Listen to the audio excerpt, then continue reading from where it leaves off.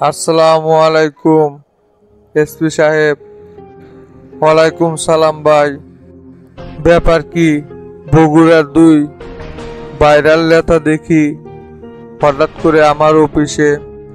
আপনাদের কার্যকলাপ দেখা তো অফিসে না এসে আর থাকতে পারলাম না, তাই বাধ্য হয়ে চলে আসলাম দেখা করার জন্য। ভাই, এইভাবে কি দাঁড়ায় থেকে কথা বলবেন? কি সমস্যা হয়েছে? বসেন, বসে তারপর কথা বলেন। এইভাবে দাঁড়ায় আছেন কেন? আচ্ছা ঠিক আছে, বসতেছি। হে হাবিব ভাই, আপনিও বসেন। আচ্ছা ঠিক আছে, বসতেছি।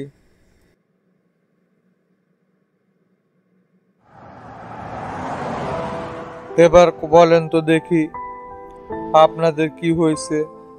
কি অভিযোগ নিয়ে আপনারা দুইজন আমার অফিসে আসলেন?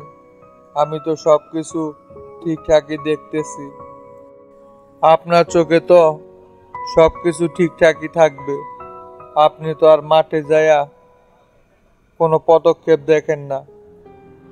বগুড়া শহর যে এখন অস্থিরতা বিরাজ করতেছে, পুলিশ প্রশাসনের তো কোনো পদক্ষেপ দেখতেছি না। গতকালকেও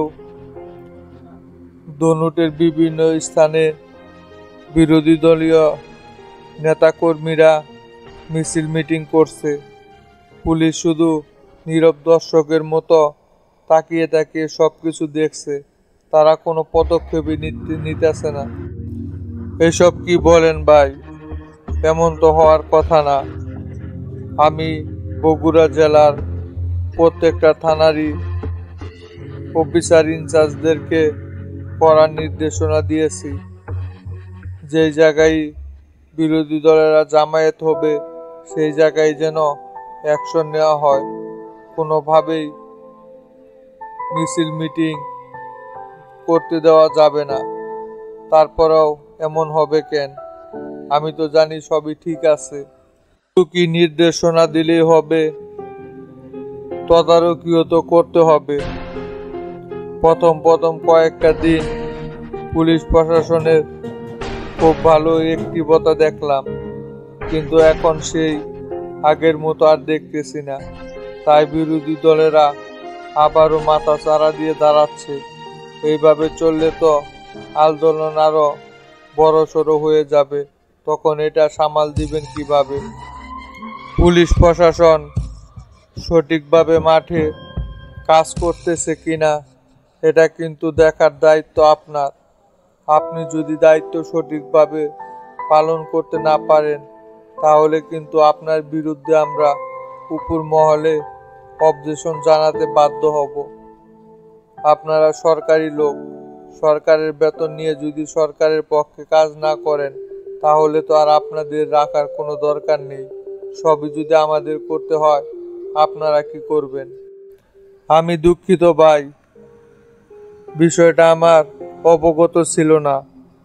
আমাদের কাছে উপর মহল থেকে কড়া নির্দেশনা আছে যে কোনোভাবেই দেশকে অস্থিরতার দিকে ঠেলে দেওয়া যাবে না। সেজন্য সব পদক্ষেপ আমাদের নেওয়ার নির্দেশনা দেওয়া আছে। আপনারা যেহেতু বিষয়টা জানিয়েছেন, আমি অবশ্যই পদক্ষেপ নিব। সেইটাই, আপনারা আপনাদের দায়িত্ব সঠিকভাবে পালন করেন। যদি কোনো সাহায্যের দরকার হয়, আমরা তো আছি। যদি নেতাকর্মীরা এবং পুলিশে একসাথে কাজ করে, তাহলে অবশ্যই তাদের এই আন্দোলন থামানো সম্ভব। তাহলে এসপি সাহেব, যে বিষয়গুলো আপনাদেরকে জানালাম সেগুলো একটু মনোযোগ দিয়ে দেখবেন। আজকে তাহলে আমরা উঠি। আচ্ছা ঠিক আছে ভাই, এরপরে থেকে আর এমন অপ্রীতিকর ঘটনা ঘটবে না। আমি নিজে সব বিষয় তদারকি করব। আপনারা টেনশন করেন না এই বিষয় নিয়ে।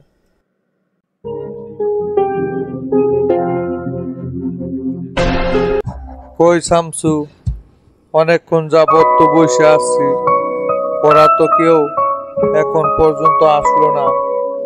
ওদেরকে তো বিকেল বেলা আসতে বলছি, সমস্যা নাই, কিছুক্ষণের ভিতরেই ওরা চলে আসবে। চুক্তিপত্র নিয়ে আপনি উপস্থিত থাকবেন সেটা ওদেরকে জানিয়ে দিয়েছি। ওরা হয়তো রাস্তায় আছে, চলে আসবে কিছুক্ষণের ভিতরে। তা প্রেসিডেন্ট কি চুক্তিপত্রে স্বাক্ষর করার সময় কিছু বলছে? প্রেসিডেন্ট তো তোমার এই প্ল্যানের খুব প্রশংসা করছে। প্রেসিডেন্ট বলতেছে, অনেকদিন পর আমি একজন সঠিক নেতা খুঁজে পেয়েছি যে কিনা আমার দলকে নেতৃত্ব দিয়ে আরো সামনের দিকে এগিয়ে নিয়ে যেতে পারবে। এইরকম বুদ্ধিমান ছেলে তার রাজনৈতিক কেরিয়ারে আর একটাও দেখে নাই। খেলা তো সবেমাত্র শুরু করছি সেলিম ভাই, সামনে আরো কত কিছু ঘটতে চলেছে, শুধু চায় দেখতে থাকেন। আমার নাম শামসু, কোপা শামসু। আমার জালে যে একবার পড়ছে সে সারা জীবন এই কোপা শামসুর কথা মনে রেখে দিয়েছে। মরার আগ পর্যন্ত কোপা শামসুকে ভুলতে পারবে না। তোমার মতো একজন নেতারই দরকার ছিল, আর সেটা আমরা খুঁজে বের করতে পেরেছি। ওই তরিকুল, হাজী সিদ্দিক আর কাদের মোল্লা এমন সাগরের ভিতরে পড়বে, একুল ওকুল কোনো কিছুই খুঁজে পাবে না। এবার তো এবি পার্টিকে সরাইছি, সামনে দেখেন ওদের আরো যত জোট দল আছে সকলকেই আস্তে আস্তে সরিয়ে দেব। ওদের পিছনে আর লাঠি ধরার মতো একজন নেতাকর্মীও থাকবে না। পরে ওদেরকে আমি তিলে তিলে শেষ করব। তুমি যেভাবে প্ল্যানটা সাজাচ্ছ এভাবে তরিকুল, হাজী সিদ্দিক আর কাদের মোল্লা ওরা যে ধ্বংস হয়ে যাচ্ছে, ওরা কোনো কিছুই বুঝতে পারবে না। হঠাৎ করে একদিন দেখবে ওদের পিছনে কেউ নাই, তখন শুধু আয় হুতাশ করা ছাড়া ওদের সামনে আর কোনো রাস্তায় খোলা থাকবে না। ওরা কোনো কিছু বুঝতে পারবে না যে কিভাবে কি হয়ে গেল। সেলিম ভাই, এটাই তো আমার মূল লক্ষ্য। আমি চাই যে ওরা একেবারে ধ্বংস না হয়ে তিলে তিলে ধ্বংস হোক। এই কোপা শামসু যে কি জিনিস সেটা ওদেরকে আমি ভালোভাবে বুঝিয়ে দিতে চাই।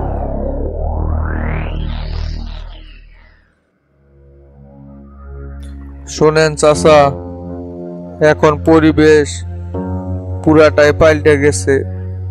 শামসু এখন দলের সেক্রেটারি, তাই আমাদেরকে আগের মতো চলতে দেওয়া যাবে না।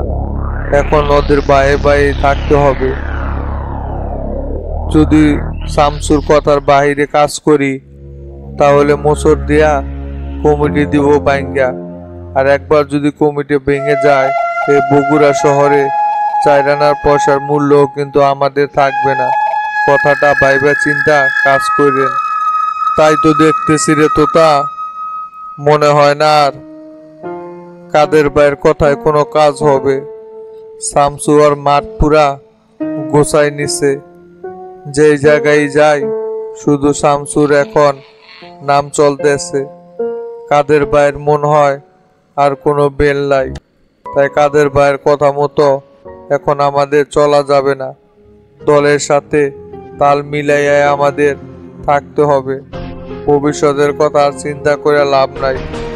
এই যে ঠিক এই কথাটাই আমি আপনারে তখন থেকে বুঝাইতে চাইতেছি, কিন্তু আপনি আমার কথাটা বুঝতেই পারতেছেন না। ভবিষ্যতের কথা চিন্তা করে লাভ আছে? বর্তমানে যেটা হবে সেটা নিয়েই সন্তুষ্ট থাকতে হবে। তাহলে চাচা, এখন কি পার্টি অফিসের দিকে যাবেন না বাসায় নামাই দিয়ে আসমু আপনারে?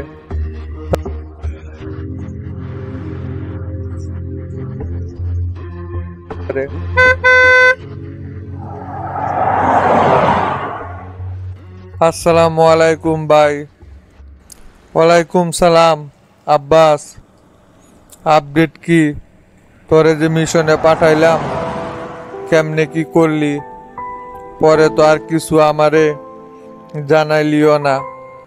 দাঁড়ায় না থাইকা বসেক দেখি মিন্টুর আস্তানার খবর কি, সব আপডেট আমারে জানা। এতক্ষণে তো কাজ হয়ে যাওয়ার কথা। ভাই, খবর তো ভালো না। মিন্টুর আস্তানায় তো সময় মতো ঠিকই অ্যাটাক দিয়েছিলাম, কিন্তু ওইখানে যাওয়ার পরে তো যাইয়া দেখি মিন্টুর আস্তানা একদম ফাঁকা। মিন্টুর আস্তানায় তো কাউকেই খুঁজে পাইলাম না। খালি খালি মিশনটা পরিচালনা করলাম, 4 আনার পয়সারও লাভ হইল না। বলিস কিরে আব্বাস, এটা কোনো কথা হইল? এত বড় একটা মিশন তুই কমপ্লিট করতে পারলি না? এটা তো কোনোভাবেই সম্ভব না রে আব্বাস। মিন্টু তো ওই জায়গায় থাকার কথা ছিল, কিভাবে এই মিশনটা ফেল হয়ে গেল? মিন্টুর খুব ঘনিষ্ঠ লোকের মাধ্যমে আমি তথ্যটা বের করেছিলাম। আজকে দুবাইয়ের পার্টিরে ওই জায়গায় ফিরা দেওয়ার কথা ছিল মিন্টুর। তাহলে কিভাবে তুই বলতাছস ওর আস্তানায় যাইয়া কাউকে খুঁজা পাস নাই? সব কিছু তো ঠিকঠাকই আসিল রে আব্বাস। শেষ মুহূর্তে আইসা এরকম গড়বড় হয়ে গেল। অনেক টাকার হীরা ছিল ওইখানে, দাইনটা মারতে পারলে তো বাম্পার হইতাম। কি আর করমু ভাই, আপনার কথা মতোই তো সব কিছু সেট আপ করে নিয়ে গেছিলাম। মিন্টু যদি আজকে ওই জায়গায় থাকতো, তাহলে তো 100% ওই আমাদের হাতে কট খেয়ে যেত। কিন্তু ওইখানে যায় তো মিন্টুর ছায়াও খুঁজে পাইলাম না। এরা হচ্ছে আন্ডারওয়ার্ল্ডের লোক, এদের কোনো ভরসা আছে? এই মাত্র এর আস্তানায় মিনিটের ভিতরে আবার আস্তানা চেঞ্জ করে ফেলায়। ওদের খবরের কোনো ঠিক ঠিকানা নাই।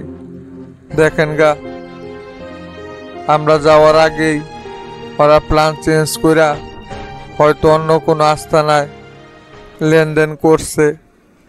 এখানে তো আমাদের আর কিছু করার নাই।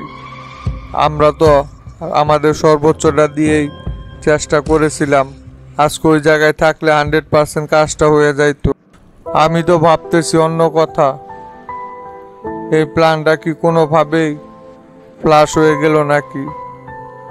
কয়েকদিন যাবত তো যে মিশনই হাতে নিচ্ছি, সেটাতেই শেষ মুহূর্তে আইসা কোনো না কোনো একটা গ্যাঞ্জাম বাইরে যাইতেছে। আব্বাস, আমার মন বলতেছে মিন্টু আগের থেকেই খবর পাইছিল যে আমরা ওর যা আস্তানায় আজকে অ্যাটাক দিতে চাইতেছি, যার কারণে ওই রাস্তানা চেঞ্জ করছে। নইলে কোনোভাবেই সম্ভব না, কারণ আমার কাছে 100% খবর ছিল মিন্টু আজকে ওই রাস্তানায় থাকবে। যদি খবরটা লিক না হইয়া থাকে, তাহলে অবশ্যই তুই ওকে ওই জায়গায় খুঁজে পাইতি। এখানে কোনো গেটও আছে?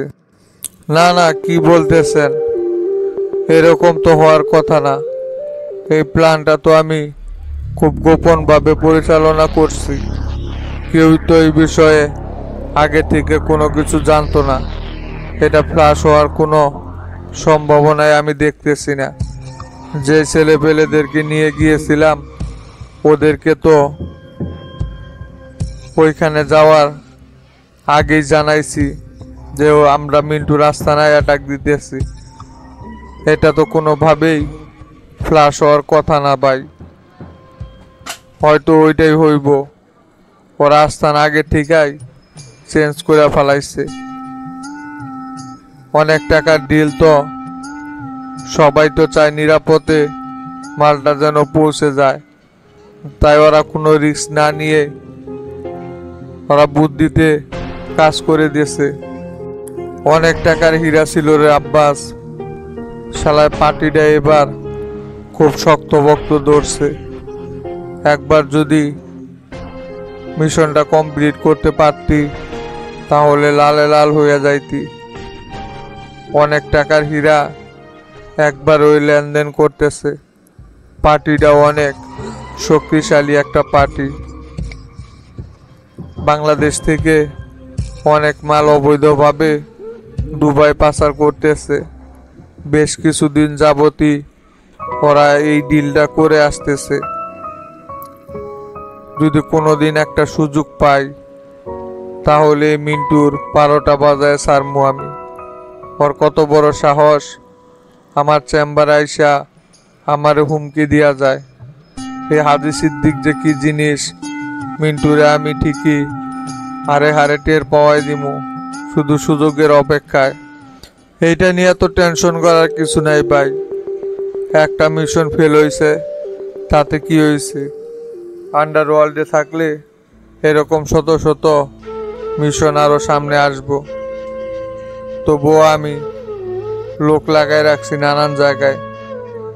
মিন্টু যদি 2-1 ভিতরে ডিল না করে তাহলে অবশ্যই ওর লোকেশন আমি খুঁজে বের করব। আর একবার যদি ওর লোকেশন খুঁজে পাই, কিয়ামত হয়ে গেলেও ওইখান থেকে আমি মাল ঠিকই ছিনাই নিয়ে আসবো, এতে কোনো সন্দেহ নাই। এই আব্বাসে তো কাঁচা খেলোয়াড় না। একবার আব্বাসের টার্গেটে যদি কেউ পড়ে, আব্বাস সেই টার্গেট পূরণ করে সারে। মিন্টুর পিছনে আমি অলরেডি লোক লাগাই রাখছি।